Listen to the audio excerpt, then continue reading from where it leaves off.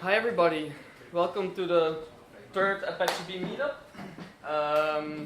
Welcome again. Quick recap of why we're here, really short this time. So share experiences, learn from each other, talk about Beam. Question again, who knows Beam? Yeah, that's pretty good. Who is using Beam in production? Anyone more? Still Qubit? Only Qubit? Is someone using Beam or knows about Beam and wants to run in production, is like not sure how to do it and is very excited about it, but nah, not yet? No one? No one wants to run? Yeah, look. So tonight we have Victor talking about running Beam in production and trying to monitor it, so it will be very interesting, mostly for Vadi. So thanks for Qubit for hosting us, for the drinks and the food, Google for the support, and Tyler's talk later, he should arrive soon. And then Datatonic for setting up and sponsoring the meetup. So quick update. Since last meetup, we're tweeting with the hashtag Apache Beam meetup. So if you have anything interesting to tweet or questions or blah blah suggestions, please use this hashtag. Sign up to the user and the dev mailing list if you want to stay up to date about the latest and greatest. And then one thing that Chris is organizing next week. If you're around San Francisco, if you happen to be around San Francisco next week, 14th of March, please join us at the Google Cloud Community Conference and the Apache Beam Summit related to that. So we'll cut to the chase. The actual people talking tonight is Tyler. He's going to talk about the foundation of Streaming SQL. He's a senior staff software engineer at Google. I'll do a quick talk about how Beam can enable your machine learning workloads. And then Victor will talk about deploying and monitoring Beam in production. Yay. Yeah, I think we're ready to go. We're mixing up the agenda a bit because Tyler is running late because he's attending a conference and doing a talk there actually, but he still is going to make it tonight. Well, that's what we hope. But Victor will kick off with the last talk in the agenda now, and then we'll go with the flow for the rest of the talks. Thank you. So yeah, let me just jump to my slides. Yeah, as Matthias was saying, yeah, probably I need to scroll down. Yeah. So as Matthias was saying, Tyler is at QCon today, where he is hosting a track, and he had to close down said track around 8 and 10. And he'll be here soon. So in the meantime, I'm just going to do my talk first. So my name is Victor. I work at Qubit, and I'm going to talk about how we do deployment and monitoring for production pipelines here. So today's agenda, I'm going to give you a bit of context about the company so that you know what we do, because it's really relevant to the talk. Then I'm going to talk about how we deploy flows, how we used to deploy flows, and how we do it now, and how we monitor flows, how we used to do it, and how we do it now. So about Qubit, we do like a personalization platform that enables businesses to get closer to customers. So technically what we do is we gather data from clients about their customers. So actually from our customers about their clients, so that we can provide them a more meaningful shopping experience, i.e. sell more. And we provide access to this data through various tools, and that's kind of it. And myself, I'm a platform engineer here, and I've been with the company for 2.5 years, I guess. And I started right around when we were moving to GCP. And I've been here for the whole endeavor. So deploying jobs and pipelines. So let me explain the terminology a bit. It might not be the official terminology, but it's how I use it. So a job is a data flow / Beam job that runs in GCP. It's either streaming or batch. In my vision, it doesn't matter. A pipeline is a succession of these jobs that are linked together logically through, PubSub or something. And flows, it's like either. So I'll be using flows for either jobs or pipelines. It doesn't necessarily matter. So the context. As I was saying, Qubit gathers, processes, and stores data. We have had like hundreds of clients so far. And we need to, gather all the data for them, and then for all the users, provide these experiences, right? But we've had a history of rewrites. We are, and I guess some people are proud of this, we rewrite the system every 2 years. This is the same. And our architect, director, chief something, Gibran, did a talk about this at QCon today. I don't think he made it, but I've shared a link to his page so you can see that talk if you want to know more about what we went through to get here. But like a TLDR is we started with batch pipelines, then we moved to Storm and Dataflow, and now we're using Beam. So that's roughly every 2 years. And as I was saying, we've been with the GCP platform for 2.5 years now. I was checking the code, the Git commits, and we've been using Dataflow since version 1.1 or something. So it's been a journey. And it's been running in production for 2 years. So if you know the timelines, that's a bit before it went GA, so we kind of risked it there. And more recently, we've moved to Beam 2.0.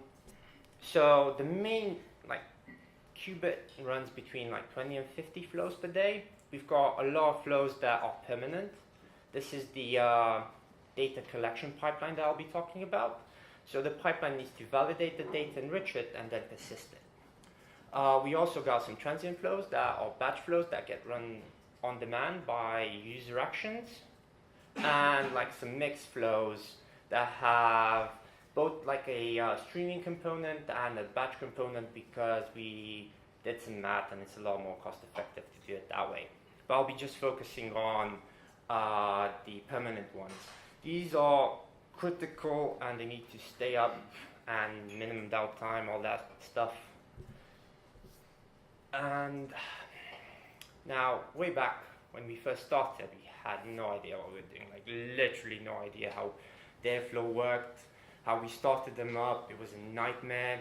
We were using bash scripts to start flows. We even had one infrastructure engineer bring up one of these bash scripts in an internal talk and start mocking it. It was not nice. We never knew what was running in production because back then you didn't have a nice UI telling you, oh, it started up with these options, oh, it was started up by this specific user. So it was always an unknown. And we needed to do something about that because we were treading on everybody's feet. I was starting something up and canceling something of somebody else's. It was not fun at all.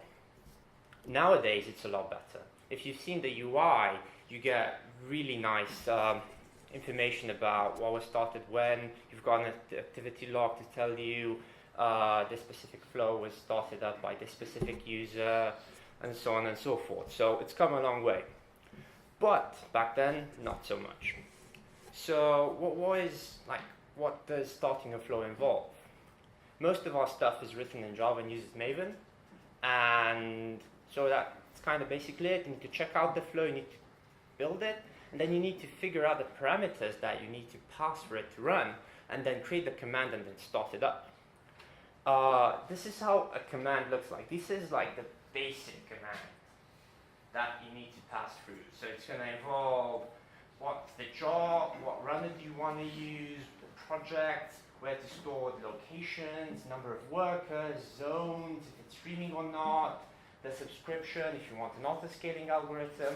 So if you add on your own options, it gets really complicated. More so if you have different environments in which you want this to run. So given, you want to have some specific parameters for US production, some specific parameters for U production, this is time intensive to figure out.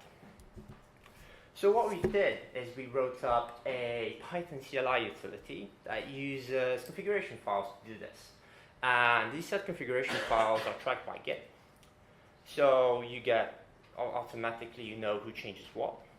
And you can just have multiple configuration files for different configuration zones. You can have one for you staging, one for you production, and these can evolve individually. And from this big command, it changed to this simpler one, which is just, start the flow with this configuration file. This is like a configuration example, which encompasses most of what I've shown you here, with some added benefits that I'll just briefly mention. Most of our flows use like PubSub for input and output, and we've got specific rows for this, which will also help you with creating the topics or subscriptions. As you if you've used PubSub, if you write to a topic that does not have a subscription on it, you'll kind of lose that data, and it's bitterness. Pretty bad. So the flow, for example, will create a default subscription on the topic so that you are sure you do not lose the data. And it also has like various other knobs and configuration things. So the nice thing about this is that all our flows use the same pattern now. So I can just go into a flow that I know a different team wrote, and I can straight off figure out how to start it, how to update it. And it's a lot easier when something goes wrong. Also, as I've said, you can have now configurations that are tagged by region. So if you want to just update something in US production, you just need to run the command using the US production thing.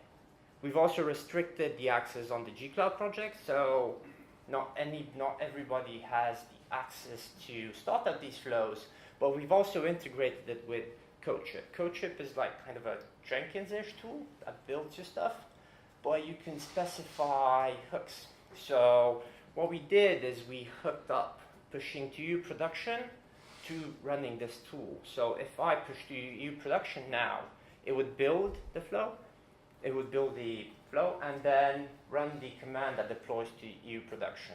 So even though you might not have access to launch a flow, you can still update anything that is running now. And all this we've open sourced on GitHub. So let me just do a quick demo. I'm not going to update anything in production in case you are afraid, AO. So this is already built. Technically, you still need to Maven build this. But all you need to do nowadays is just, if I can find a command, just run this. And off it goes. Let me just go to the console. How many guys have seen the console?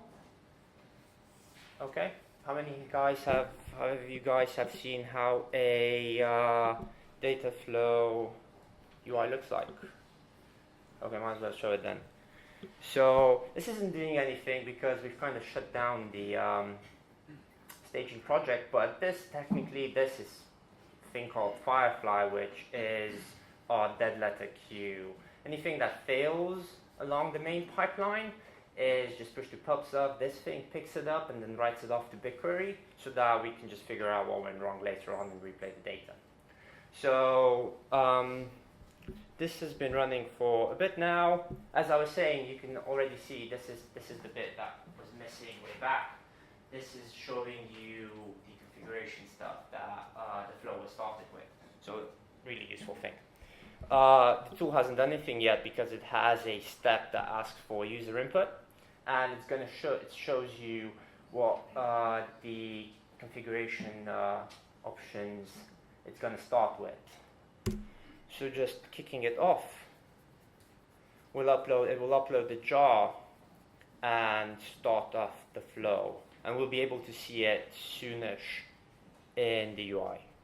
So if you go back to the UI now, it's already updating, and just believe me, it'll work. But we can move on. So this is how we do deployment. As I said, standardized, it's easy now, open sourced. Please have a look. Maybe it will be helpful for you guys as well. Now monitoring. This is a different problem. You've got something running. How can you tell it is running? Well, you can go to the UI and see that it's running. That's easy. Do you tell it's processing? Yeah, well, yeah, you click on the UI and it'll show you some numbers telling you how much it's processing per second. It's fine. Is it actually processing the right thing?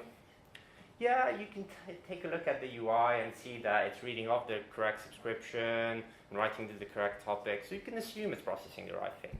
But is it processing correctly? Okay, that's also solvable. You can add some counters in there telling you, how many elements have you processed correctly, how many elements have you processed incorrectly. Also easily solvable. But can you do that for all the different clients that you've got? And I'll just backtrack to what we actually do is we provide the same experience to all our clients without any special treatment. So the platform, when you join, as soon as you've implemented our protocol, you'll see the data going through. So how do we do that? Way back when we started, we had no idea. So we were logging everything, right? We just each time we're processing a message, we're just writing the log statement out. And that wasn't fun at all, because if something was failing, you couldn't tell until somebody complained, and then you go back to the logs and you have to shift through those, and it was a nightmare. And nowadays, I guess it would cost a lot of money given the new Stackdriver pricing, definitely. So we moved on and we added counters, as I was saying. And it's really easy to add counters in Beam. In the data flow version, they were called aggregators, but now they're counters. And it's pretty much like you define a counter telling what you want to count, and then you increment it when something happens, and they'll come up nicely in the UI telling you this is how many we've done. And that's easy. We also added Stackdriver, Stackdriver metrics and dashboards.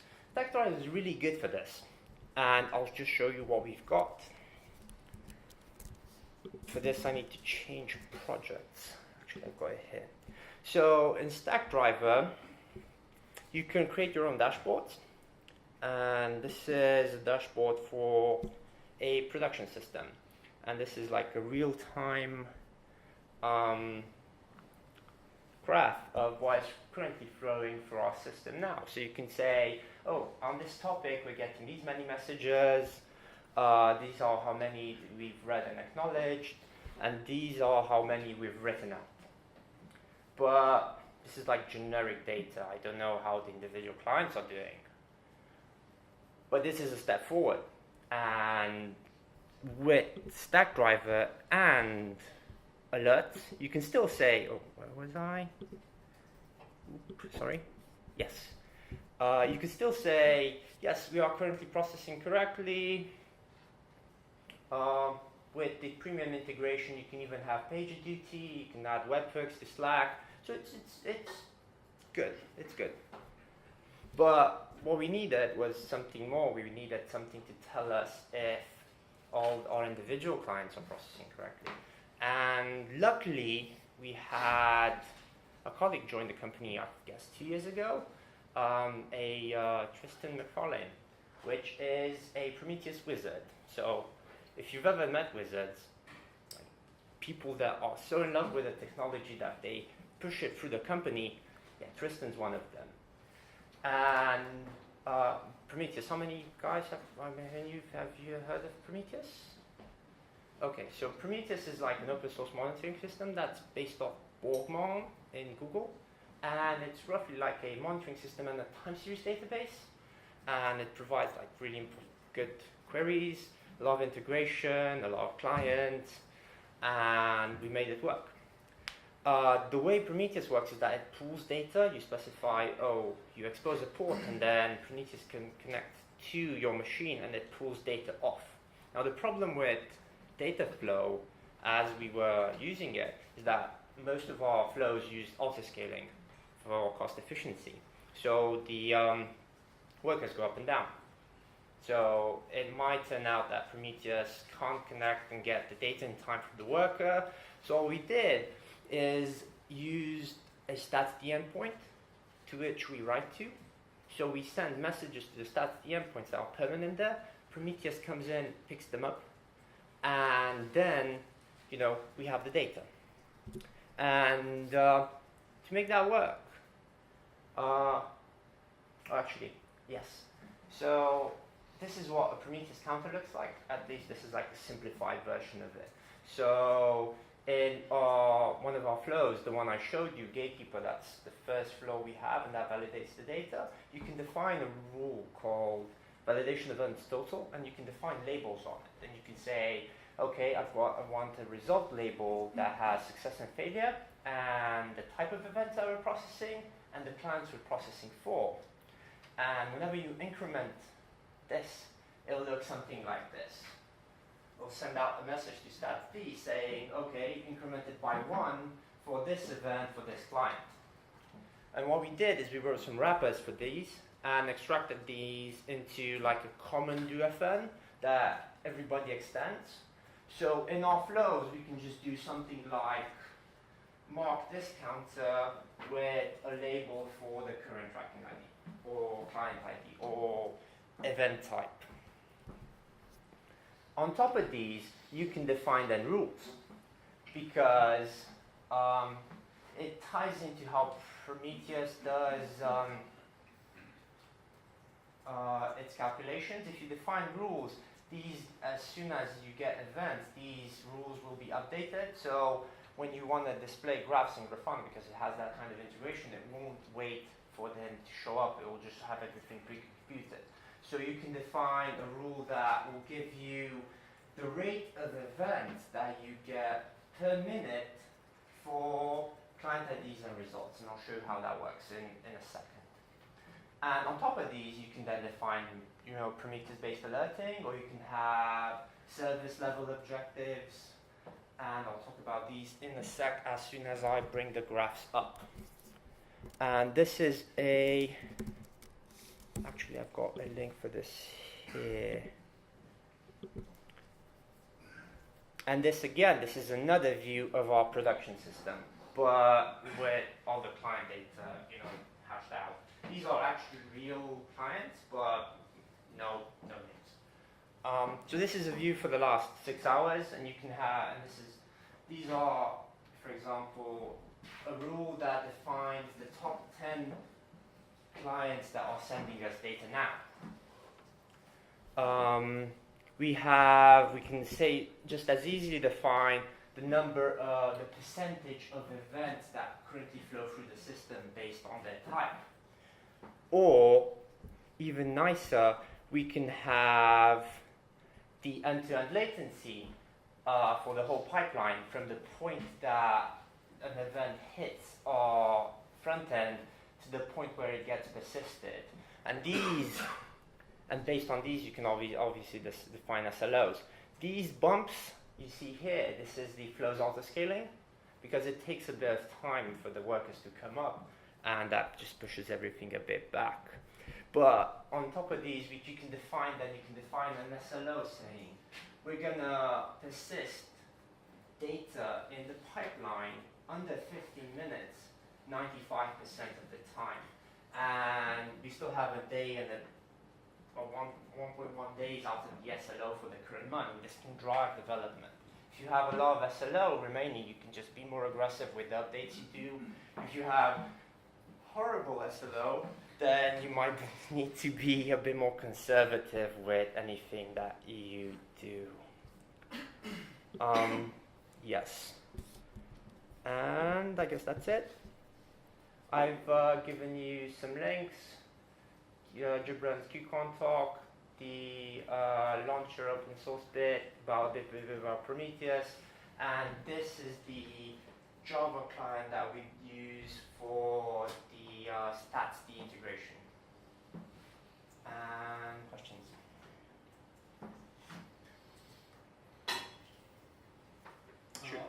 Let's say you have a pipeline running, a data flow, but you have done some critical changes in your data flow leak.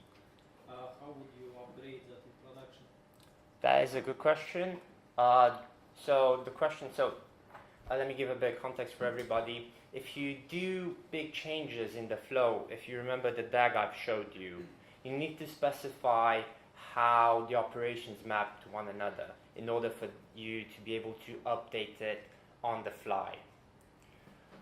There's no way to do that using the tool. What we do is just drain the pipeline and then restart it. So draining the pipeline will stop it picking up new data. It will process everything it currently has within and then do a graceful shutdown. And as soon as it's done, just restart it regularly. How you fight with Google bugs with draining pipelines showing it's running but it's not? And are you doing that manually?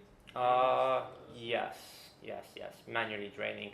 Well, it's happened to us a couple of times so that pipelines aren't draining. So the problem is that if you have it's a mix, right? Because pipelines cannot drain if they cannot finish processing the data. So if you have an error or some data that cannot be processed, ideally you'd want to push a fix that will enable you to process that bit, finish processing that, then draining, and then updating with the critical changes that you do. So in that case, you just cancel your job? How you manage data there?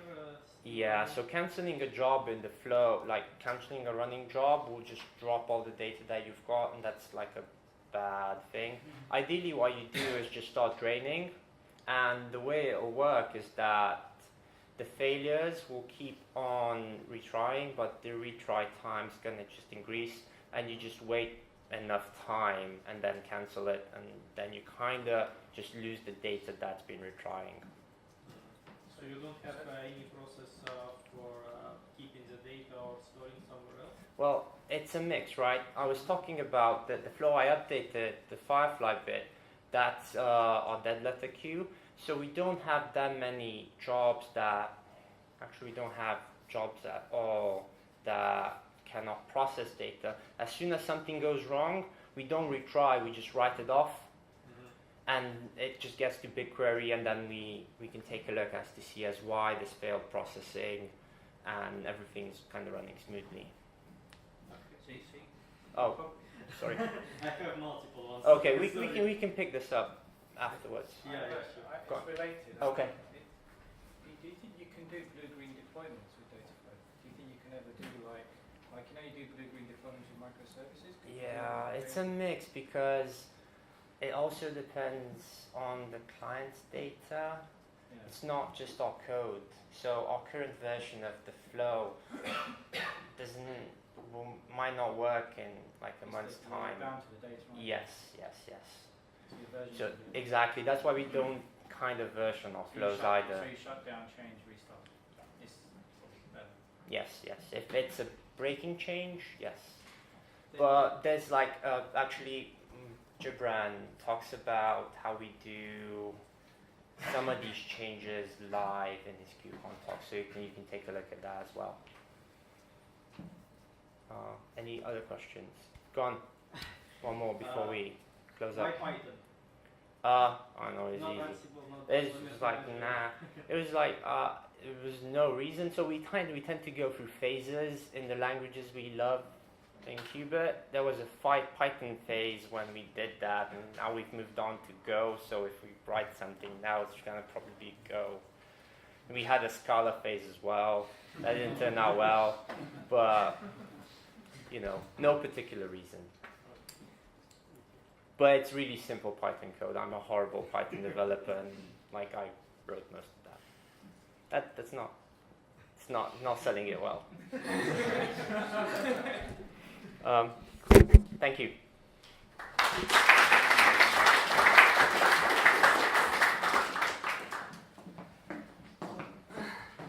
Thanks, Victor. As you might have seen, Tyler has arrived in the meantime, so good stuff. I'll quickly switch to my talk about using Beam to enable machine learning before we let Tyler take the stage. So here we go. I have no live demo, so not as fancy, but it will be a quick one. So yeah, use cases with Beam as promised. Beam for London traffic congestion prediction, that's what I'm going to talk about today. I'm Matthias, I'm a data scientist at Datatonic. I have a couple of masters. And what is Datatonic? We're a team of data scientists, machine learning experts, software engineers, and mathematicians and we try to help companies extract insights from large volumes of data. So if you have problems, please reach out. How did this use case start? So we were attending a hackathon for TfL, and as you might know, TfL is a Transport for London. And they are coping with some kind of a traffic problem sometimes. So there's a lot of congestion in London, but this is due to almost 30 million journeys on a daily basis, which is quite a lot. So we thought it would be a good thing for humanity to try and tackle this problem. What we focused on was road congestion, so we didn't help anywhere for tube stuff or anything. We cannot also influence the weather, so snow is also still a big problem. So what did we get from TfL? We got 3 months of sensor data from 14,000 sensors. That amounts to 5 terabytes of data and 120 billion lines. So a lot of data, so a lot of fun, right? What was the goal of our little undertaking? So as I said, congestion is quite a big problem on London roads. So what we try to do is based on sensor data. By the way, these are the sensors. We wanted to predict congestion ahead of time so we can proactively do something against it. How did we do this? By measuring how cars move around London, obviously. And this is actually the thing that generates the data. So if a car is on top of it, it will send a 1 to the back end. If no car is there, it will be a 0. Very important. Cool, so what was our ID? So this is kind of an architectural diagram of the ideal future state. Just as a side note, this was a hackathon, so we mostly implemented proof of concept rather than a full-fledged system. But this was kind of the thing we were working towards. And actually, Beam came in quite beautifully because we received a bounded set of data. So we had a batch pipeline, but the future state would be sensors streaming data into PubSub. Then us processing with the same code as we developed in streaming mode on Cloud Dataflow, inferencing the model we developed with Cloud Machine Learning and serving it to Dataflow, and then doing the storage part in BigQuery for further analysis or PubSub for live visualization or live actions. So that was the ID. The source data came in files, so batch as I said. Kind of you had the date, the hour, and then the junction type. And then everything was in 5-minute windows.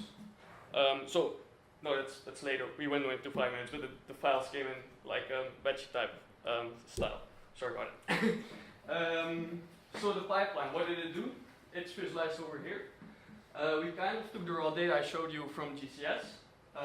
Side included some location data, so we had the junction, but we didn't have latitude and longitude. And obviously, when you want to visualize something on a map, it's kind of nice to have your latitude and longitude. So we side inputted that with from Google Cloud Storage as well. We parsed the data into Java objects, and we did some simple windowing, 5-minute windows, because that's kind of aggregates a couple of traffic cycles. So if you have a junction, you have like every traffic light, that aggregates to approximately 5 minutes on average. And we calculated the traffic metrics with a group ID and then a normal parting. So nothing really fancy there. That's also not selling it. Anyway, so why Beam? Obviously, because it allowed us to prototype the thing in batch and then pitch that we could seamlessly deploy it in streaming later on as well. And we did this on Google Cloud Dataflow, which is obviously the Beam runner. It has integration with all of the other services in Google. It's fully managed, so you fire up your pipeline, it auto-scales to a couple of hundred workers, and your job finishes really quickly, which is cool if you want to have a quick development cycle. So what did the data look like when it came in? So we have a timestamp, we have a junction, we have a sensor ID, which kind of identified the sensor within the whole universe of sensors. And then we had just a couple of bits, so the zeros I was talking about and the ones, so car on top of it, no car on top of it, that's right there. And this was what came out of it in BigQuery. We have the sensor ID again, then the concatenated bit string, and then the two important traffic metrics, which I will talk about later, right there, and then the latitude and longitude for later visualization. So now back to the metrics, or not back to the metrics, to the metrics. We did some traffic research. So there's a thing called flow, which is basically how many cars passed over the sensor. So it's bursts of ones. So if a car passes, you have a couple of ones, and that's basically one car. We have a density, that's how many ones you see in the whole bit stream. And then the speed is kind of proportional to flow divided by density. And then the relative speed for that sensor is the speed divided by the maximum speed we see for that sensor. And this kind of gives us a grasp if the road or the sensor is congested or if it's a free road, depending on that metric. What did the results look like? So we fitted a model to it. It was an LSTM model. And we tried to predict, with 40-minute data from 40 minutes in the past, we tried to predict what was the state going to be in 40 minutes. This was done on a reduced data set. It was a corridor in the west of London, I think. Yeah, west of London. And on the top we see the actual predictions we made. The second one is what actually was the data. And then the difference is visualized here. Green is good, so it's kind of good, I think. There's a couple of sensors that are off, but overall it was a pretty good prediction of what we would have 40 minutes later. So, I wanted to show you a video, but I might not work. Your sign in. We didn't test this properly. Yeah, it won't be for today, but you can find this on our blog as well. We kind of did a write-up of what we did in the hackathon as well, and the video is there.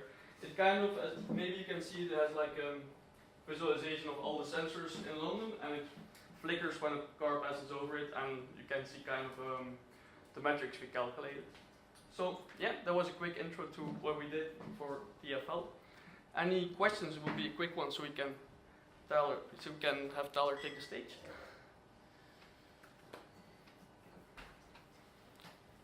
How do you make sure that sensors are clean? The sensors are clean. That's a good question.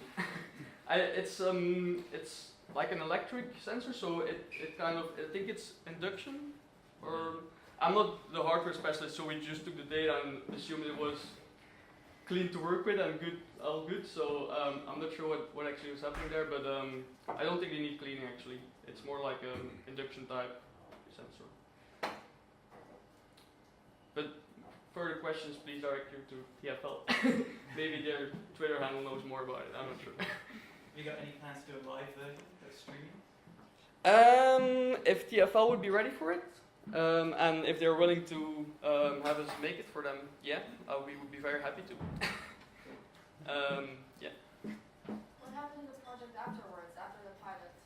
So it was kind of a hackathon, and we presented it to TFL, and yeah, they were quite excited. But I think overall it's quite difficult to get your data in a streaming fashion. It's like still very early days for well, it's obviously quite cool, but to actually make it happen on a large scale and in a continuous fashion. Obviously Qubit has done it, but so it's possible, but yeah, it's quite a hassle to get this data from the sensor in the streaming fashion all the way to the Google Cloud, I would say. That's the biggest roadblock. Yeah? First of all, thanks for the talk. I mean, the data looks quite big and you use LSTM. So did you use any cloud or Google Cloud to train the LSTM? So I didn't actually make the model. It's a good question. So you mean Google Train Model or? You know, what platform did you use for training LSTM, like Cloud ML or something? It's probably a question that my colleague Andy is more. We did not use cloud engine for this, purely because we went to the small subset of points purely for this. In practice, yes, we use something like we were just using a large VM. Okay, large VM, TensorFlow. So the answer for everybody, it's we use a smaller data set. Yeah, more questions about the model. Andy is your guy. More questions about Beam. I'm probably your guy. And I'm very happy to give the stage to Tyler, who will talk about streaming SQL.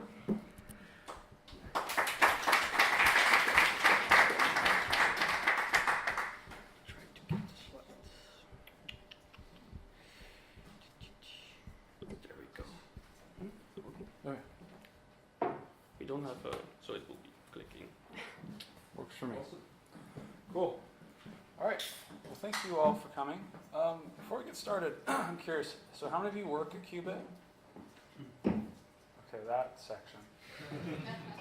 How many of you, the rest of you, have used Beam ever? Actually, quite a few. Interesting. How many of you have used it with Dataflow? How many of you have used it with something other than Dataflow? Do you mind my asking what you've used it with? On-prem Spark, Okay. Flink. Okay. Nice representation here. Okay, cool. I was just curious.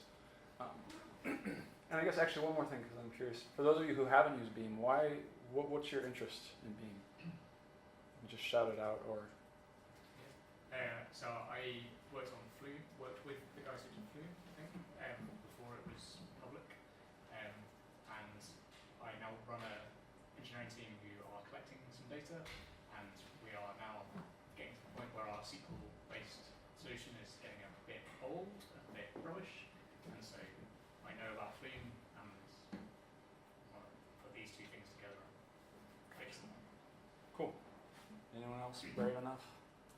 I like the abstraction layer style of things.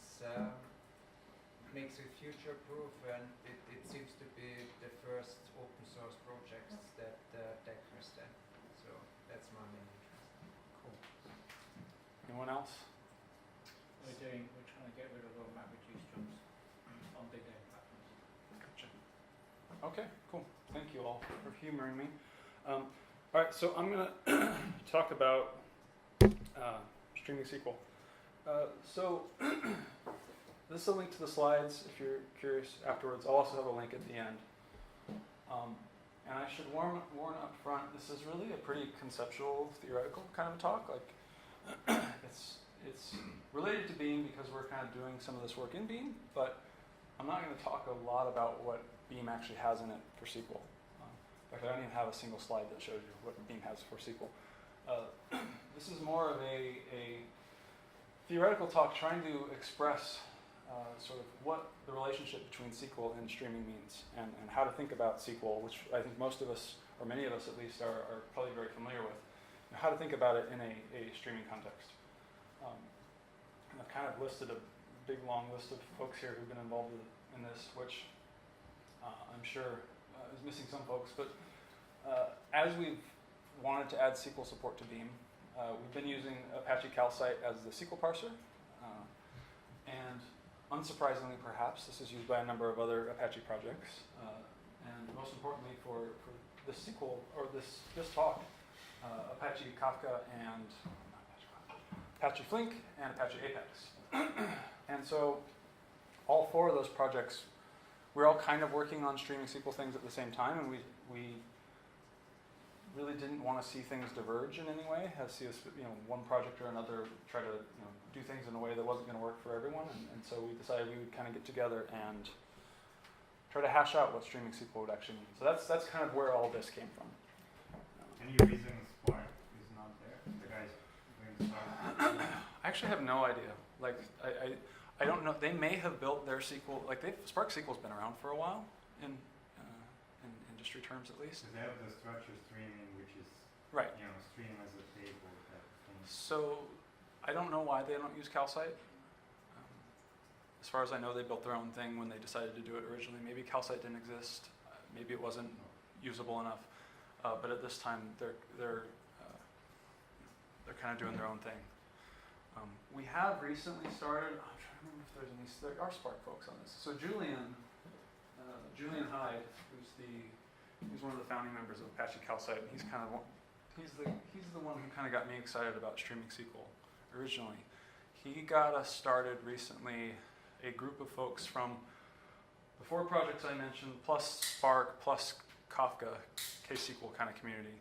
We're going to try to build a suite of streaming SQL, basically compliance tests, to try to drive some standardization even beyond just the Apache Calcite realm. So try to say, hey, here's a bunch of kind of basic types of queries that you might care about, and you can run them on any of these systems, and we'll kind of all show that we get the same results or similar enough results.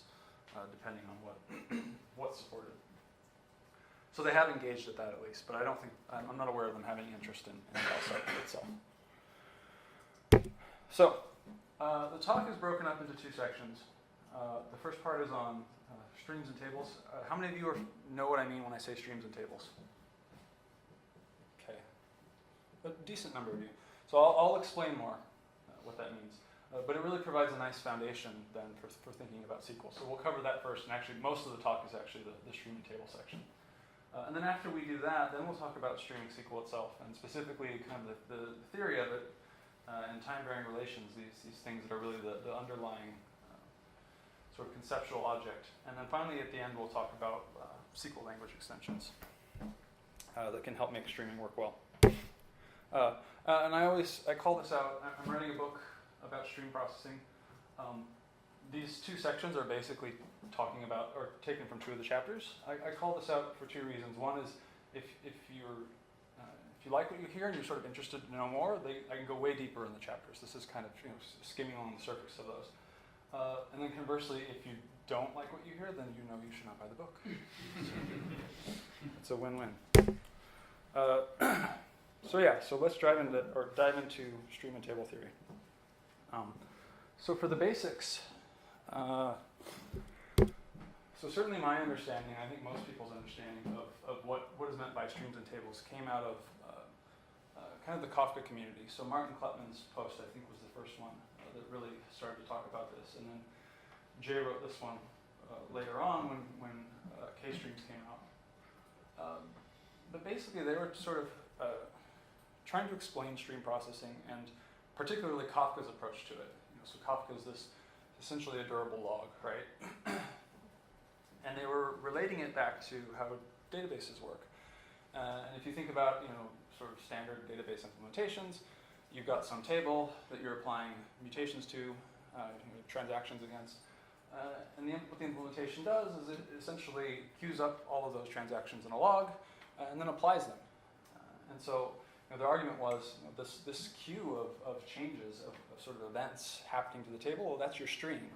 And as you're applying that stream to the table, that's essentially converting that stream into a table. That's kind of how you go from a stream to a table. And then on the flip side, if you want to go from a table to a stream, well, this is basically what you get like with materialized views or change capture systems, right? You've got a table. There's a bunch of things happening to it, and if you want to have a standing query on it, or if you want to take the contents of that table and replicate it somewhere else, you essentially observe the stream of changes from that table. So that's essentially how you go from a table to a stream. And so from that, you can come up with, using a bad physics analogy, what I would call the special theory of stream and table relativity. You can define these two in terms of one another. So the aggregation of a stream of updates over time yields a table. And the observation of changes to a table over time yields a stream. So this defines them relative to one another. It's also useful to understand or think about them independently as well. And so the definitions I like to use are that tables are essentially data at rest. They're this conceptual resting place for data to come together, and they kind of sit there. Whereas streams are data in motion. They're sort of data moving from one place to another. And as we get to examples later on, you'll see what I mean a little more visually. So that's kind of the basics of stream and table theory and where it came from. So now what we're going to do is we're going to go and try to relate all of this stream and table theory stuff to the Beam model. And so for those of you that have used Beam, you have a rough understanding at least of kind of how it approaches things. But I'll be summarizing the talk and basically along the way trying to relate how streams and tables kind of fit in. So when we talk about Beam a lot, we will often do it in the context of, or frame it in the context of these four questions. How many of you have seen any of these before? Quite a few, actually. Cool. So when you're writing a data processing pipeline, you can kind of break it down into answering these four questions in some way. The first one is what results are calculated. So this is, are you computing sums? Are you computing histograms? Are you building machine learning models?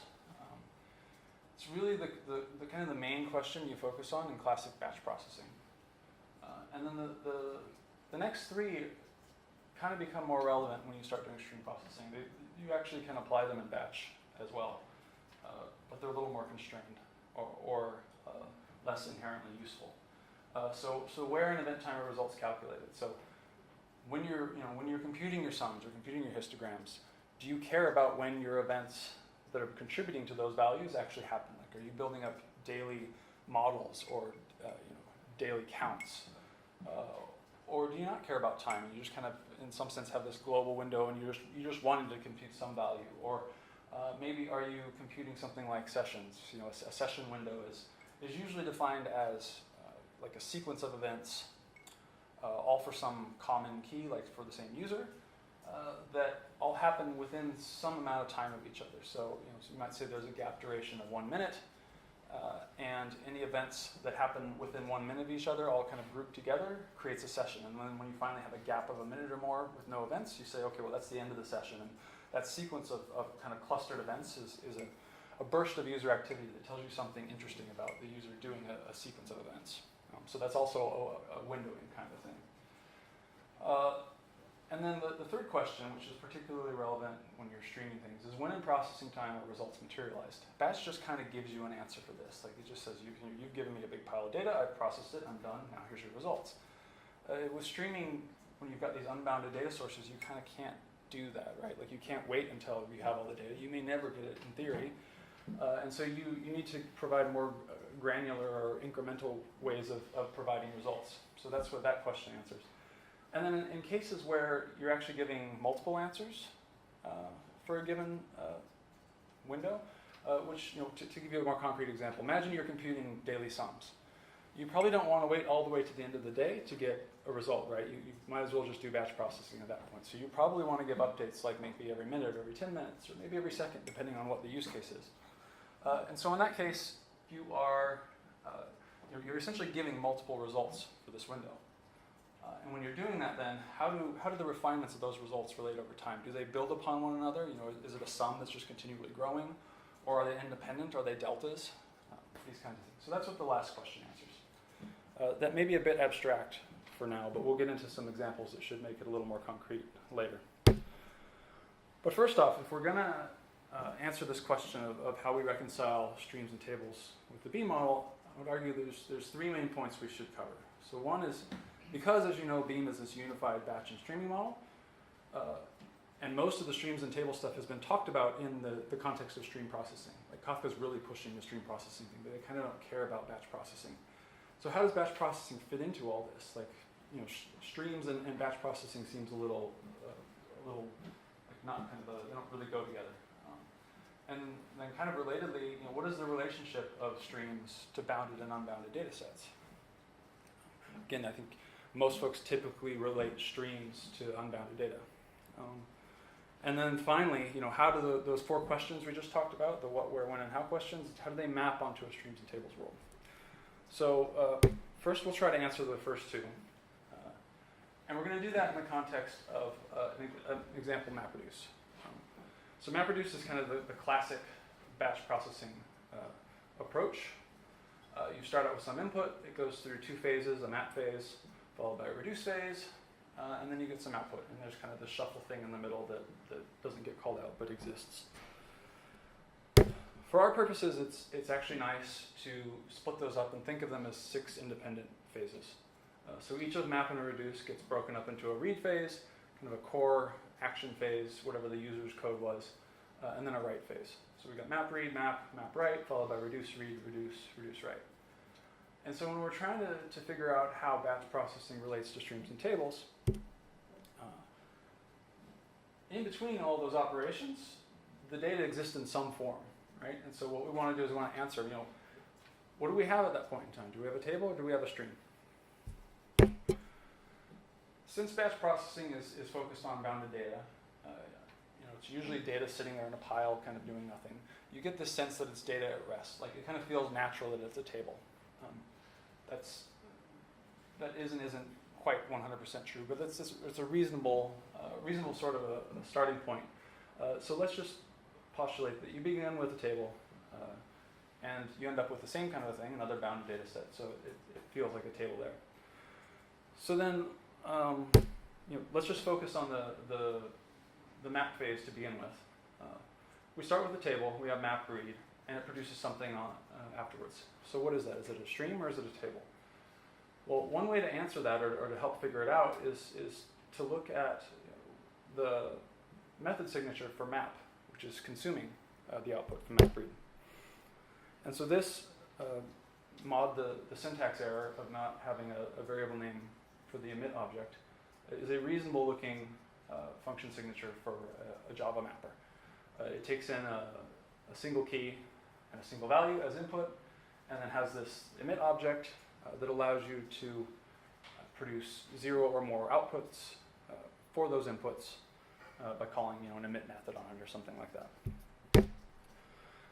And so if you think about it, we started out with this table. It's getting map read is happening. Each invocation to map is kind of just happening independently. Like the data are being read in, and you call map on a record and you process it, and then map gets called another record and it gets processed. And this is probably happening, in parallel across both the current machine and many other machines in the cluster at the same time. So really, you're basically you feel like you're taking this data that's just sitting there in a lump, and we're kind of starting to put it into motion. Like you get this feeling of you're taking it and one by one, kind of handing it off to the mapper and starting to do work on it. So I think it feels relatively intuitive that you start out with a table, you do the map read, and it ends up with a stream that it hands off to the map phase. And the map phase consumes that stream and then does what? Produces what? Well, it's got this emit function, or method, or object, I should say, emit object, that's going to allow you to emit values. And the key and the value there don't have to have anything to do with the input key or any of the other, say you're emitting 10 outputs per input element. Like none of those actually have to relate in any way, or they could all have the same key, but they're not really related in any way other than you've said that they have the same key. Like you're just kind of passing things on, right? One by one. And so it's not really doing anything to bring these records to rest in any way. Like they're staying in motion. So it seems reasonable then to say that the map phase is producing the stream as well. And then it goes to map write. So what happens with map write? Well, map write is taking those values that were emitted up above, those sort of independent values that have keys associated with them, but the keys can be just spread out across all sorts of machines, right? And in return, then, what it's handing off to the reduce phase is, one by one, a single key with an interval of values, and that interval contains all of the values for that key. So it's taken this stream full of just independent keys and key value pairs, and it's grouped together all the values for that key. And in doing so, it's brought them to rest, right? Like, as say there's 3 values for a given key. One will come in and it's got to sit there and wait for the other 2 to come in before it's going to finally be able to hand off that full group. So it's taking that stream and grouping it together and bringing it to rest. And as a result, you end up with the output of your map write as a table. And this is basically your shuffle data. And then that's consumed by the reduce. And it turns out, I have these slides in here, but it shouldn't even bother. It turns out the reduce is really quite similar. You probably generally feel like reduce and map are different, but they're really actually not that different in MapReduce. Basically, the reduce happens to get an interval as a value instead of a single value, but it's conceptually a single value. It just happens to be a composite value. So they really are almost completely analogous to one another. So at this point, we can answer the first 2 questions that I had posed. So how does batch processing fit into all this? Well, it basically works like this.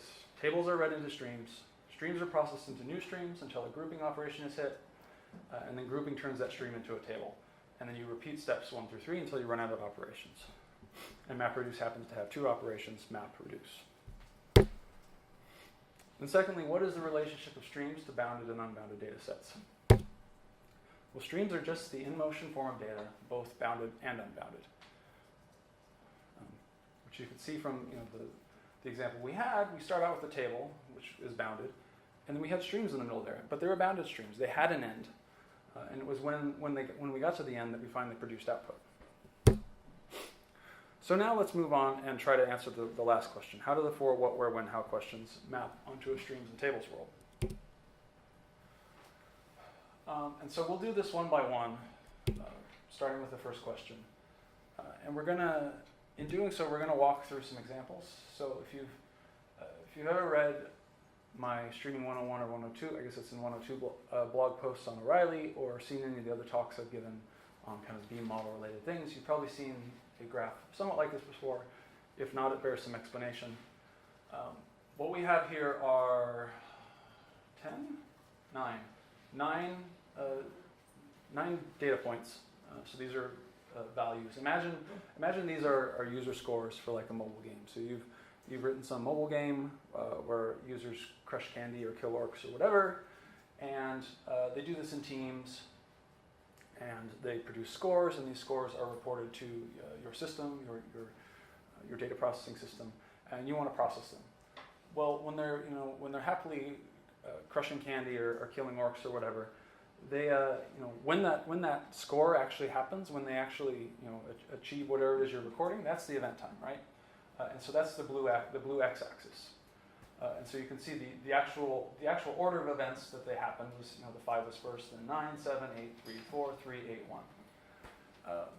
But then because of the way that distributed systems work, and because of the way that this is a mobile game, so all these people are playing at different places with different types of connections, quality of connections. Maybe they are on subways, maybe they're getting on planes and their phones in airplane mode for hours. And then even once the data get in your system, because distributed systems work the way they do, not everything happens at the same speed. And so stuff ends up showing up to your data processing pipeline down the road in kind of a different order. And you can see that here. That's the processing time. So that's the time when the records are observed by your system. And you can see the ordering there, that's the y-axis in green, is different. Instead of 5, 9, 7, 8 for the first 4, it's 5, 7, 8, 9 from bottom to top. And there's a whole bunch of other ones in there that I kind of skipped. I was just just talking about those first 4 in event time order. So these graphs are kind of nice to help you understand how event time and processing time relate to one another. And if in an ideal world, where everything happened was immediately processed as soon as it happened, everything would lie on this line. But that distance from that line, that skew away from it, kind of gives you a sense for how long it's been since the event happened. And so you can see the 3 was pretty good. It happened and then was processed relatively quickly. But then this 9 is quite far away from that line. And, there's a lot more delay there. So to get a little more concrete, let's look at code. Again, this is basically the same example from Streaming 102, but we'll look at some slightly different diagrams. So we are reading in I/O from some I/O source, doesn't matter what. Although we're going to start out with batch processing, so assume it's some bounded data set. We're going to apply a parse function to, we're getting raw inputs, right? We'll parse it into something useful. I guess we'll parse into team and score pairs. And then we're going to apply the standard Beam sum integers by key transform, and that's going to sum up our independent individual user scores, each of which was tagged with a team, into a single team score. So then this is an animated rendering of what this pipeline would look like in kind of streams and tables. So the records are coming down. Time moving forward is that the whole kind of field of view there scrolling downward. And you can see, you can kind of see the time domains moving down. So we start out with these raw input bytes, right? And it hits the parsing function. You can see we start out with a stream. There's a label on the right. And they get turned into those user scores. And what's really cool about these diagrams is you can see how, a non-grouping operation like the parse does nothing to stop. Like they stay in motion. It doesn't, you really get that sense of motion of the data in the stream. And similarly, when they get to the summation operation, which is a grouping operation, you can see how they come to rest. Like the records kind of stop there and accumulate in that the sum there in the middle that starts building up once we get some.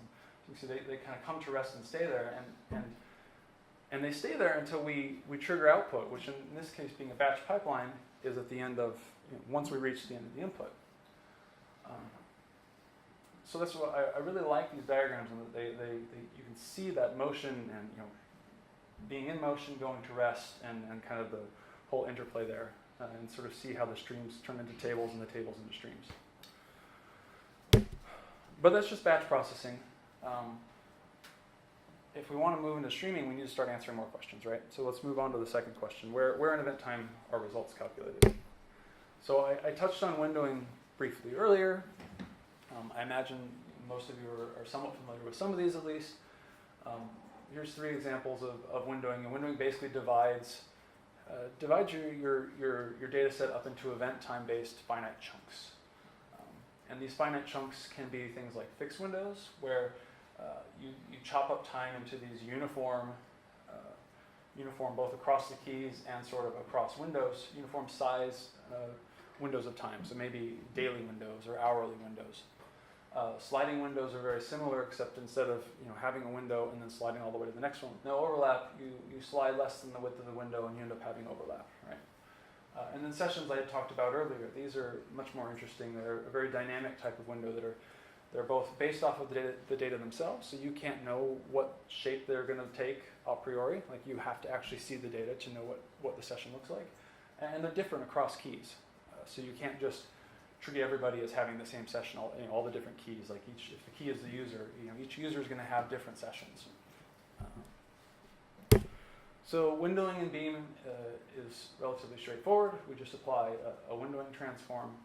And so in this case, we're saying let's window into fixed windows of width 2 minutes. And so what this does to our diagram, you can see it doesn't do anything to the parsing function. But once we get to the summation, instead of having a single value that we've grouped up, we now have 4 values, each of which is 2 minutes wide in event time. Right? So basically, windowing is a modification to grouping.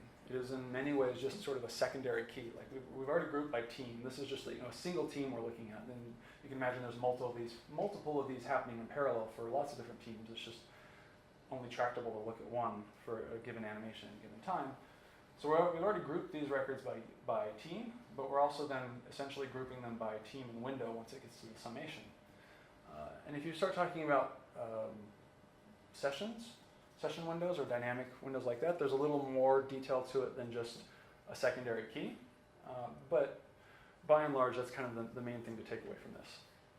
This is still batch processing, so even though we've windowed it, we get our results once the end of the input is reached.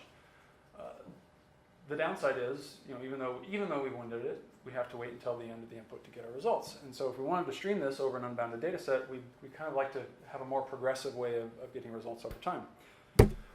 So for that, we need to start answering more questions. So when in processing time are results materialized? This is the next question. And so this is answered really with 2 things. One is it's directly answered by triggers. So triggers are this thing that allow you to control when your results are emitted. You can think of classic batch processing as having a trigger at the end of the input, trigger default, a default trigger for it. There are other types of triggers. They really kind of boil down to there's 2 main useful types. There's essentially repeated update triggers. So these are every element give me an update. This is kind of what you get more or less with most materialized view implementations, right? Or every 10 seconds or every hour or every day. And then besides the repeated update triggers, there are completeness triggers that let you reason about the completeness of the input and give you a result when you believe that input is complete in some way. And these are much more analogous to that sort of end of input trigger I kind of talked about for batch. Like that's essentially like your input is complete, here is your result. So completeness triggers are usually in the streaming context driven relative to a thing called the watermark. And the watermark is really a progress metric that gives you a sense of how complete the input is in event time. It's essentially a value in time, a monotonically increasing time value that says, for whatever value the watermark is, say it's 1202, the expectation is that you will not see any more records with timestamps before 1202. And watermarks can be perfect or heuristic depending upon the use case. For sources that you have perfect knowledge, you can create a perfect watermark, which is fantastic because you will never have late data. It will always be correct. If the watermark says 1202, you will literally never see an input with a timestamp before 1202. You can do this for things like, I'm using Kafka. I have a static set of partitions. Each of those partitions is written to by a single web front end, and those web front ends always write at the current current sort of real time, and so I know that I have a static set of partitions with monotonically increasing timestamps, and I simply, as I'm reading through those Kafka partitions, I simply track what the timestamps are at, and I take the minimum of that. That's your watermark. It will be perfect. Modulo bugs. And so that's great, but not all use cases map onto that. So anytime you're using mobile devices, you're just out of luck. Mobile devices can go online, offline at any time. You have no idea how many of them there are necessarily. And so what you end up having to do in cases like that is build a heuristic based off of what you have. I mean, another good example is Google PubSub. So PubSub provides essentially no ordering guarantees. I mean, in practice, it's relatively in order in most cases. But particularly like, say one of Google's data centers goes offline for some reason, somebody cuts through a fiber or something. And PubSub is a global system, so they have replication to multiple data centers, but their recovery mechanisms, because of the way they're implemented, can result in more disorder if an event like that happens. So you might start seeing more disorder. So what you have to do in that case when you're consuming something like PubSub that doesn't give you ordering guarantees, it doesn't have a notion of partitions or anything, what we do with Dataflow at least is we essentially track all of the data that are in flight that we're aware of in PubSub and take the minimum of that and have some heuristics around watching. What is the distribution of data that exists in PubSub for now? Maybe add a little bit of buffering in there and essentially just try and kind of track what the progress of data within PubSub are as things are being processed. And from that, you can actually do pretty well. You can get pretty decent watermarks out of it, but they're not perfect. So back to our example. Let's add a completeness trigger here, a watermark trigger, and see what this does. So now we'll switch to streaming mode. The first part of the pipeline looks basically the same. The data are arriving, but we've got this green line here that's annotating our watermark. And you can see as the watermark passes the end of the window, we're using that to trigger that window. So as the data have come in, they've been grouped together and come to rest at that summation. And they sit there until the watermark passes the end of the window, at which point they get ungrouped, triggered into motion again into the stream. And what this does is it allows us to have this progressive output. And you can see how this is, kind of this nice up and to the right sort of line of outputs in the stream, and how that really kind of naturally fits with your intuition of as you've got kind of a stream of data coming in, the distribution of them, if you're kind of plotting them on this event time versus processing time graph, should be more or less kind of tracking that ideal, not at the ideal, but giving you that sort of a shape to it.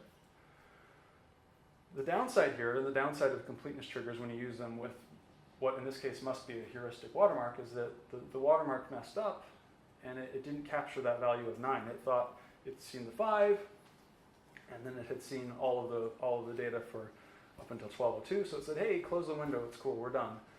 And you get this value of 5 as the result, when in fact, in the stream, the output stream, when in fact, as you can see in the table, the result eventually should have been 14. So that's a problem. We should fix that. Before I do that, I would like to call out that if you've read or heard anything about the stream processor as a database, or reading directly from your tables, there's a lot of this in the Kafka community, and the Flink folks talk about it too. I mean, this is what they're talking about. Instead of producing a stream of results and consuming those, if you have your if you basically have your answers sitting in a table, like if you have a use case where you want to poll results, you're not sort of wanting a stream or a notification stream, you're just going to poll, just read from the table, your state table, and as long as your records are going to show up, it'll be eventually consistent. You can kind of you can kind of deal with fewer issues around late data in those use cases. So if that works for you, then that's a good approach. But if you need to consume your data as a stream, you need to be a little more sophisticated. So that's where the last question comes in. Last question and kind of a modification to the third question, but how do refinements of results relate? So let's update our trigger. We're going to modify it and say, well, we'll trigger both at the watermark and we'll have late firings. So after the watermark passes, anytime any record comes in that's late, we'll give a new answer. And these, I should have said, this is kind of pseudo Beam code. The Beam trigger names are actually horrendously long. And Java's bad enough as is, so I've shortened them to names that I kind of like better. But you won't be able to find it like this in there. I kind of hope we can actually trim those down for like Beam 3. But anyway, so once we've added this late trigger, what that means is for that first window, we're going to get 2 results. We're going to get a 5, and then when the late 9 shows up, we're going to get 14. So we need to tell the system, well, how do we want those 2 results to relate together? In this case, we're going to say we're going to accumulate fired panes. So that what that means is we're going to continue to accumulate the values in that window. So we're going to get a 5, and then when the new 9 shows up, it's going to accumulate with that 5 into a 14, and we'll get a 14. Other options would be, another option would be to discard fired panes. So what you would get in that case is you get a 5, and you sort of throw that away, and when the 9 came up, you get a 9. So you essentially have deltas versus values. But in this case, we want kind of a sequence of values. And so you can see this looks almost identical to what we had last time, except when that 9 finally shows up, we get a late pane. All the others are annotated as on time. And if we observe the stream, we eventually see the correct answer for it. So I'll let that run through one more time. Got a question? Sure. What would you do with exceptions? Because in a perfect operating system, it's fine, but if exceptions happen, how would you? So if there's an exception in your code, Or data, like if you want to read, if you do some operation on data and there's an exception, you want to retry. right. So the way Beam is defined, if there's an error for any, if there's error processing in the record, we'll just retry it. Beam doesn't have anything more sophisticated than that. Like you could imagine wanting to be able to have policies like, if I get an exception, retry it 3 times, maybe with exponential backoff, and if it doesn't work, then quarantine it and notify me. So throw it in a dead letter queue or something, so that I can check it out later. There's nothing built into Beam that does that. You could do such a thing yourself. You'd have to do it on a case-by-case basis. So, at this point, we've walked through the 4 questions. We've seen kind of, when we're in classic batch mode, when we add windowing, when we kind of move to streaming, and then muck with triggers and accumulations, how all this relates to streams and tables and how it looks, and when the data's in motion, when it is at rest. So at this point, I think we're in a good enough position to try to answer now the 4 questions, and answer how the 4 questions map onto a streams and tables world. From that, I think we can derive what I would then call a general theory of stream and table relativity. So you have pipelines. Pipelines are composed of tables and streams and operations on those tables and streams. You have tables, which are data at rest. You have streams, which are data in motion. And then you have operations, which take in a stream or a table and produce a stream or a table. And that's simplifying things somewhat because you might have joins or things like that, but that's not really important for this discussion. In operations, there are 4 different types of operations. You have stream-to-stream operations. These are non-grouping or element-wise operations. They leave the stream data in motion, and yield a new stream of possibly different cardinality. Maybe you have a filter that's decreasing cardinality, maybe kind of an exploder, like expand prefixes on words, that increases the cardinality. But they don't do anything to bring the data to rest. You have stream-to-table operations. These are grouping operations. They bring the stream data to rest, yielding a table. And windowing is just kind of adding the dimension of time to that grouping. Thirdly, you have table-to-stream operations. These are the ungrouping operations, or triggering operations. So this takes the data that are at rest in a table and puts them into motion, yielding a stream. And the accumulation is kind of this modifier on this that dictates the nature of the stream, whether they're deltas or values or have retractions. And then there's this 4th class of operations called table-to-table operations, of which there just are none, because it's impossible to go from rest and back to rest without being put in motion. And that kind of summarizes, at a high level, how stream and table theory relates to the Beam model. Great. So with that, we're done with section 1. So now we can move on to actually talk about SQL and the thing that we were all here for. So thank you for bearing with me. So to start out with, we're going to talk more theory about this thing called time-varying relations. So, what is SQL? So SQL is based off of this mathy thing called relational algebra. a relation is basically a two-dimensional set of data. You kind of got this columns of attributes, user, score, time, and then rows of values for those attributes. So Julie had a score at 7 for 1201. Frank had a score of 3 at 1203. Julie had a second score of 1 at 1203, and then a third at 1207 of value 4. So you have these relations. And then there are relational operators that allow you that you can apply to a relation to get out another relation on the other side. So in the middle here, we've got this example of projection, right? We're projecting the user scores relation to just have the score and time attributes. And so that kind of works as you'd expect. And then SQL is, of course, this physical manifestation of relational algebra that we all, or probably most all of us have used. And it kind of works as you expect. You can select score and time from user scores, and you get the scores and times. So if we want to think about SQL and thus relational algebra in a streaming context, you kind of have to add this element of time. Like it's really the core addition that you get with streaming is you have data. You're dealing with data over time, right?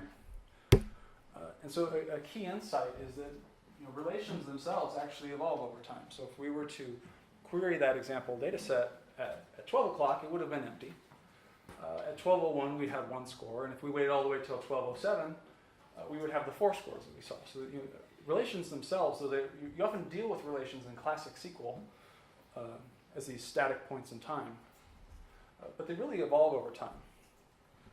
And so that's kind of the key stepping stone towards understanding how SQL and streaming should relate. So classic SQL deals in classic relations, which capture this relation at a single point in time. Streaming SQL you want to deal in this thing called time-varying relations, which captures the state of the relation at every point in time. And again, remember we're talking kind of theory here. So what do I mean when I say a time-varying relation? So we've got this sequence of classic relations depending upon when we query our relation, right? Because it's evolving over time. Well, if we had a hypothetical system that kind of SQL-like system that didn't deal in classic relations but dealt in time-varying relations, and we queried it at 12:07, it would return you this. And what this is it's basically, instead of a single two-dimensional object capturing the relation at a point in time, it's giving you a three-dimensional object, kind of flattened out here because of the constraints of our physical abilities currently in projection technology, that captures the full evolution of the table over time. But what's really cool about this is, so you can imagine, so you can see here, it's basically a sequence of classic relations, right? So what that means is, if I'm going to take a relational operator, any relational operator, and apply it to a time-varying relation, it's going to be equivalent to applying that operator independently to the sequence of classic relations that build up that time-varying relation. And what you'll get out in doing that is a sequence of classic relations that are the result of applying that that operator. And that sequence of new classic relations is itself a time-varying relation. So what's really cool is that the closure property of relational algebra remains intact with time-varying relations. So classic relations, any relational operator, you apply it to a relation, you get a relation back. Similarly, when you're dealing in time-varying relations, you apply a relational operator to it. Doesn't matter if it's grouping operator, cube, any of the crazy operators that SQL has. You get a time-varying relation out on the other side. This is fantastic. This says that even though we're dealing with streaming data, this additional dimension of time, everything that we know about SQL continues to function properly. So to see some examples of this, this is our initial data set, right? Here's a filtering operation, right? We'll have where name equals Julie. The time-varying relation looks as you'd expect. It's exactly as if you applied that where clause to each of the classic relations above, and you basically just filtered out Frank wherever it existed. More interesting, perhaps, grouping. Grouping always kind of throws people when they get into streaming. Grouping works as you'd expect. For each use case or each specific range of time, we've grouped together the scores that existed at that time. Straightforward. Great. So this is all well and good. Obviously, this is totally impractical as far as something that you would want to use on a day-to-day basis. You're not going to query a database and get back literally every snapshot of that database for all times. how does this relate to something more practical like streams and tables as we understand them? So tables, I think we already basically understand, right? Like, if you query a time-varying relation, you're going to get this big thing that tells you the whole history of it. If you query the time-varying relation and use this orange keyword table saying, you know, I know you deal in time-varying relations, special hypothetical system, but please give me just a table, not a full time-varying relation. What you would get is kind of as you'd expect. You would, if you did it at 12 o'clock, you'd get an empty classic relation. If you did it at 12:07, you would get the expected grouped classic relation. And since we defined time-varying relations in terms of sequences of tables, that shouldn't be surprising. But what's also kind of cool about this is there's actually precedence for this already in the SQL standard. So SQL, you can query a table at a given time and you'll get back whatever exists at that time. Or you can use this SQL 2011 construct as of system time blah. And so if we queried at 12:07 but said, you know, I want this as of system time 12:01, you actually get back the view of that, you know, the classic relation view of the system at that point in time. So these temporal table concepts that already exist in SQL, you know, there's essentially precedence for this, you know, this making sense. But even more interesting is what happens when we start to talk about streams. So if we query this and say, give it this purple stream keyword saying, okay, I know you deal in time-varying relations, special hypothetical system, but give me a stream this time, not the time-varying relation, not the table.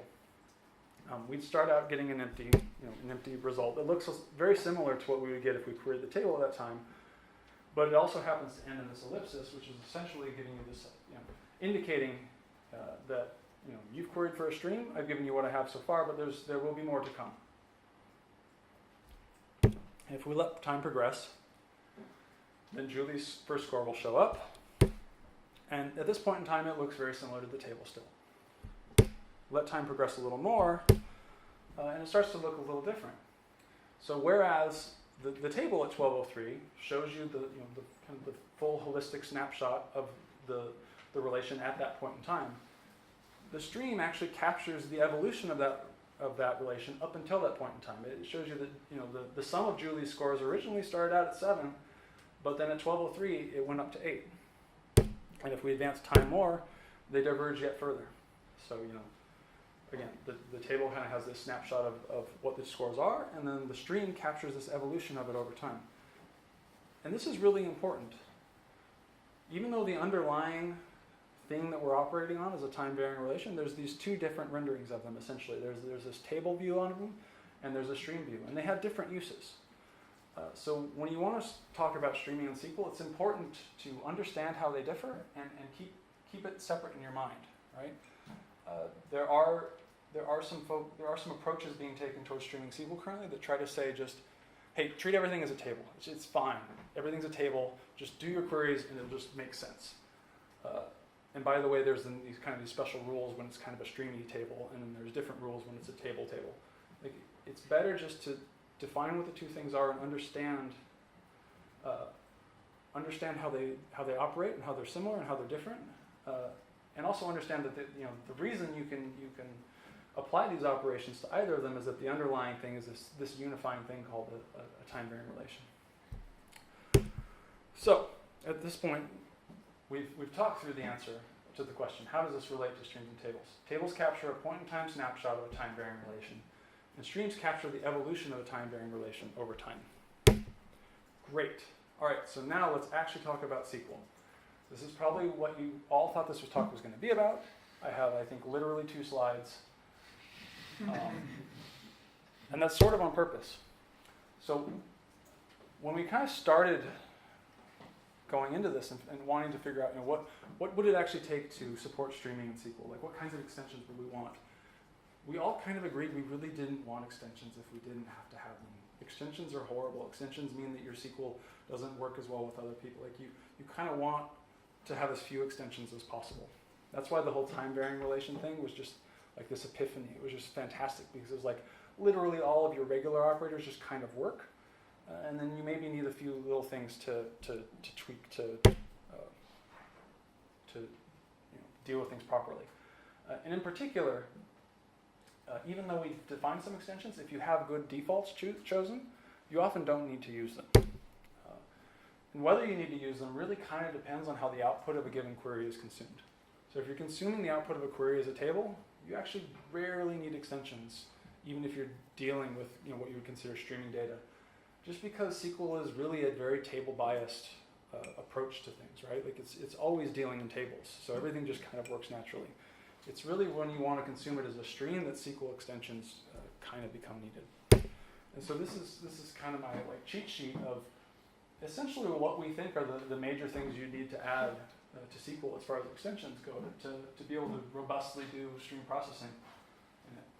So to start out with, explicit table stream selection is really nice because as we saw, these two are very different views on a time-varying relation, and you want to be able to call out when you want one or the other. That being said, it's much nicer, it's very nice to have same defaults on these. So if you have same defaults, such as if all the inputs are a table, the output should probably be a table if you don't specify anything. If any of the inputs are streams, the output should probably be a stream by default. If you have these defaults, it makes it, that works in most of the cases. Most of the time, that's kind of what you want. And you don't have to specify anything explicitly, but it's there if you want to. And if you want to get really hardcore, you could have like a select TVR or time-varying relation, one that would just spew all over your console all the history of it. And then beyond that, when you are dealing with streaming data in particular, you probably want some additions to help you answer those three questions that are kind of more biased towards streaming, the where, when, and how questions. So windowing for the where question, being able to chop up your data in event time into these finite buckets. A notion of event time columns, you don't really have to have anything special for that, but just being able, if you want to have an event time, just have a column that happens to capture the event time, hooray. Windowing, for certain types of windowing, you don't even actually need anything special, right? Like you can do fixed windowing just by modding a timestamp and grouping on it, which gives you, sort of further intuition that windowing is really just a form of grouping. But when you want more interesting things like sessions, like you can't declaratively write SQL, at least I'm not aware that you can. If anybody knows how, I'd love to know. But I don't think you can declaratively write sort of the logic for defining a session in SQL. And so, having built-in constructs that allow you to say, essentially, group this by a session based off of this timestamp column, let you do powerful things like that in a clean way. And it also handles the complex multi-row transactions that are necessary for implementing session windows. So for example, Apache Calcite has had added to it, I think, 3 windowing operations. I think they call them tumble, hop, and session that let you, explicitly specify windowing if you desire. And then lastly, when you're, if you're consuming your output as a stream, you probably want to, or you may want to be able to define sort of the shape of that stream. How is it, if there's any grouping operations along the way, you're going to have to ungroup that into a stream. You're going to have to trigger it. So what triggers do you want? Like, what do you want the outputs to look like? Do you want repeated periodic updates, every minute?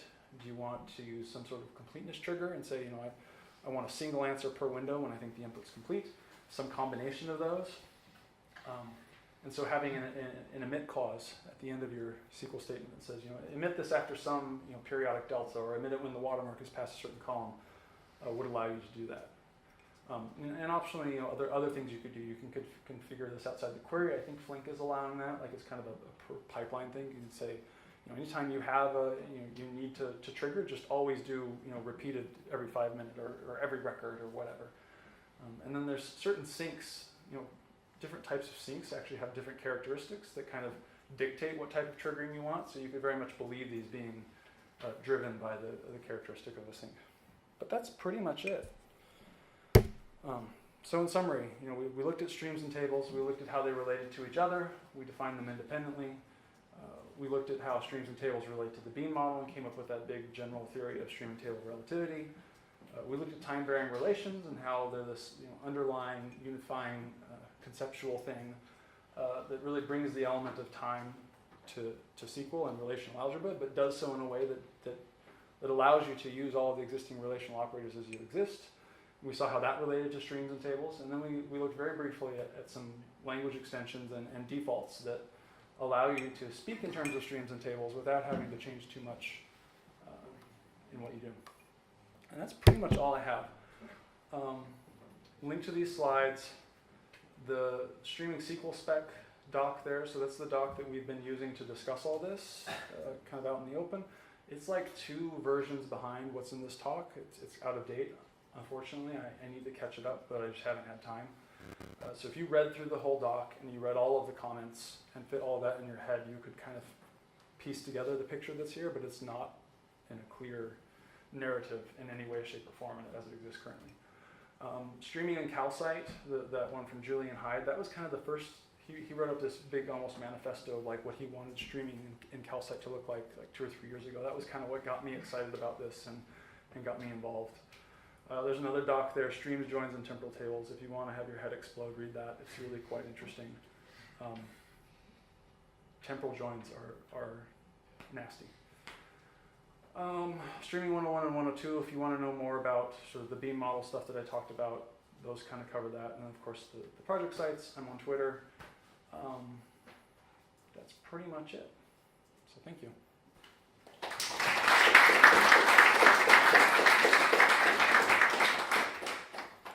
Any questions?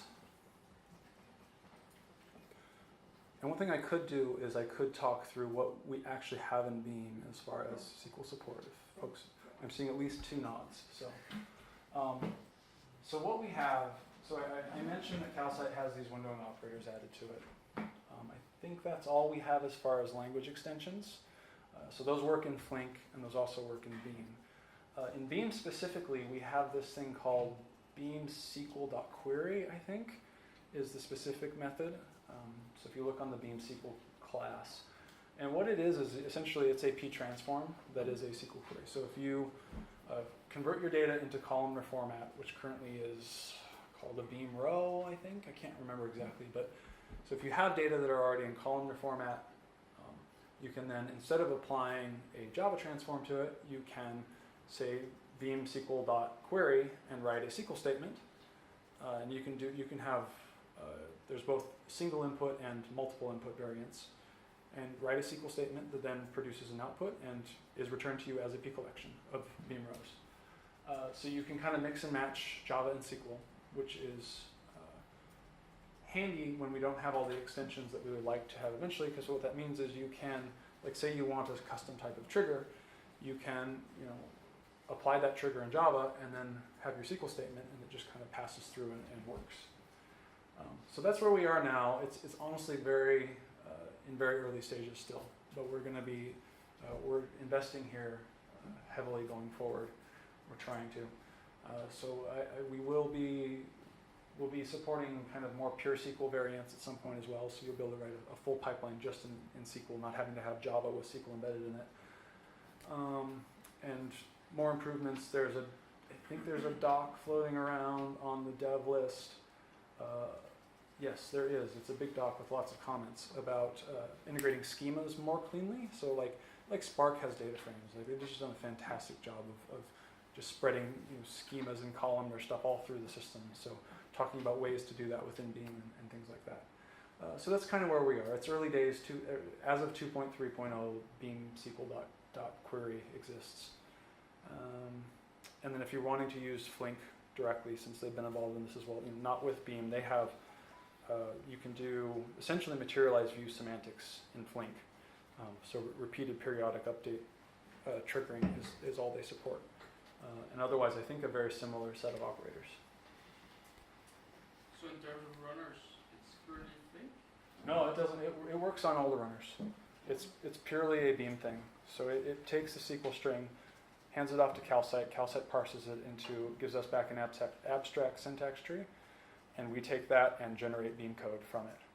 So it works with any Beam runner, which is kind of cool. So is my understanding, could you apply functions to the SQL, or is that too far-fetched? What do you mean by apply How functions? to custom UDFs. Yeah. We do have UDF and UDAF support. So UDAFs, I think you can just pass a combiner in. UDFs, I think you might be able to just pass in a a serializable function. I forget the details, but yeah, there's support for both. Any other questions? Yes? Will there be something like a P collection, like apply a schema to a P collection? Is that what? So what there is currently, I'm not sure where we're going to end up. Like, I know that it might break your initial ideas, but when you're mapping it into something like Spark, and you have the data frame, so having some guarantee of the shape of a P collection. the way that it works currently is that it's very dynamic. You have to have a P collection of beam rows, and beam row itself is this thing that has a dynamic schema associated with it. And you can just, it's just a normal P transform of like, or do fun of, hey, I've got some input that's a thing, whatever it is, and I'm outputting a beam row, and I happen to be inserting the right, breaking in the columns essentially. We'd love to, not have to do that at all if you're using something like Avro or Protobufs, where you kind of have a schema, just like, oh, we happen to know that you're using, an Avro thing, or even just Pojos. Like you're passing around a Pojo, we can, figure out what your columns are essentially. So I think those are the main things that are in that doc, along those lines of like, how can we make it really easy for common cases where you already do really have kind of a schema in place without breaking stuff that exists. Any other questions? Will there be like a anti-SQL 2020 with this? I mean, ultimately, that's our hope is that there's so many different variations on let's do streaming SQL so far. My personal opinion is that none of them have quite nailed it. Whether or not we've nailed it here, I don't know, but it's at least a step forward. Like it addresses a number of issues that I've seen in other ones. So that was our hope, was that we'd get to something that could could believably be taken to the standards committee. Frankly, we're so far off from that I have no idea, and I wouldn't place any bets on anything. But that would be wonderful. Yes. What happens with late data? Would it update data or? Yeah, I mean, late data is really not any different than, like, it's really just another value, right? So like, let's say you're consuming your stream here and you're getting this updates of values, it'd just be another row, right? Like imagine that, I forget what it was, but imagine the 4 that turned Julie's score from 8 to 12 was late, like it'd just show up like this. Now there's some other extensions that I didn't talk about. I guess that sort of summary slide. In Beam, if you get late data, or if you have late firings, we'll actually, as I did way back here, you'll see when the 14 comes out, we essentially annotate the panes as being early, on time, or late. And so for that sense, like you can tell the difference. Like you could see, the 5 is on time, but the 14 is late. You probably would want to have the ability to do that too. I talk about that in the book chapter of have a special column that is sort of the timing that you could, and so you could see with each of when you're doing the query and you've got again assuming that 4 was actually late, you could imagine having a timing column that says maybe early, on time, late. So those are kinds of the ways that you can reason about these more streaming specific things when you're dealing with streaming data. Like you might want to have pane indexes as well, so you could see, this is pane 0, pane 1, pane 2, stuff like that.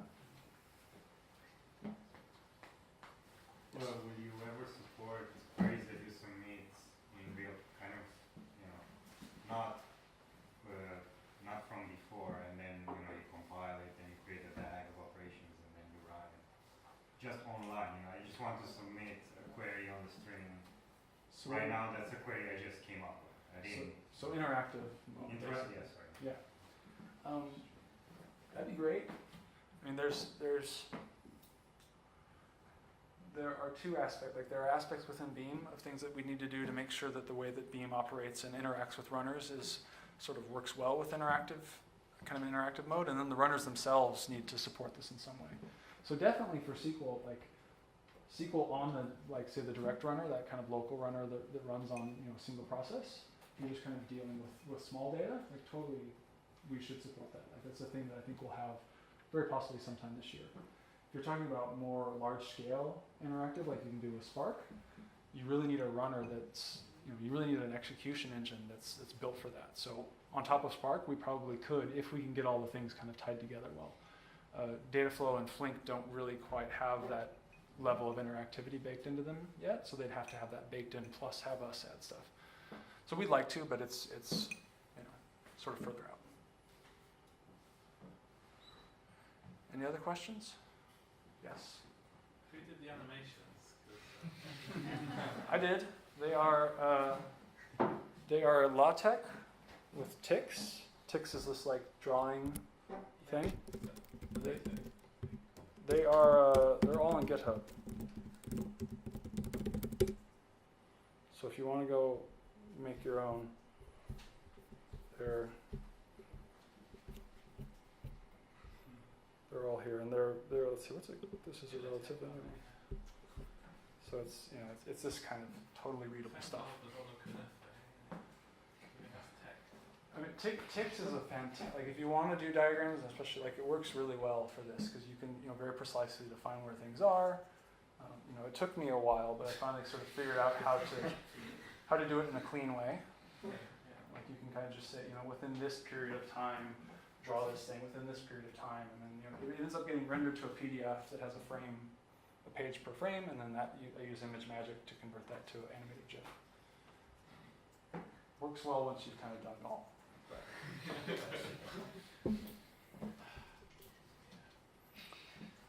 You want your work to look good, right? Yeah, I mean, like I couldn't have done, like if I was like drawing it out in like a UI, like I couldn't have done this. It would have been totally impractical. This was semi-practical. So, if I had a use case, if you wanted to do SQL across two PubSub streams, you'd have a data flow out listening to those two, say, PubSub topics, and define your SQL across that. Yep.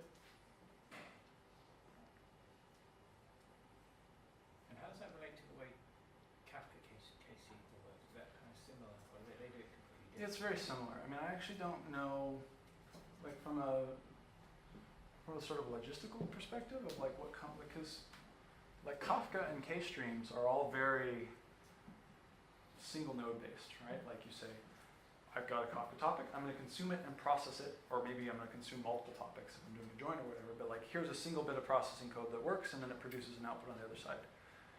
When you're taking arbitrary SQL that can have multiple grouping operations within it, you actually need, like I don't know how they're doing the shuffles in there, if they're like somehow turning that into multiple essentially K-streams operators that have Kafka, sort of implicit Kafka topics between them or whatever, but conceptually it's basically the same thing.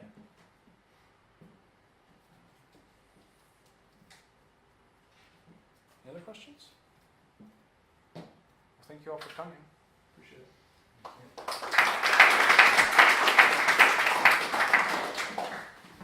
Cool. Thanks a lot, Tyler. I think it was very interesting. Just to wrap up, you can reach out to any of us. Last slide. Check it out. Twitter, emails.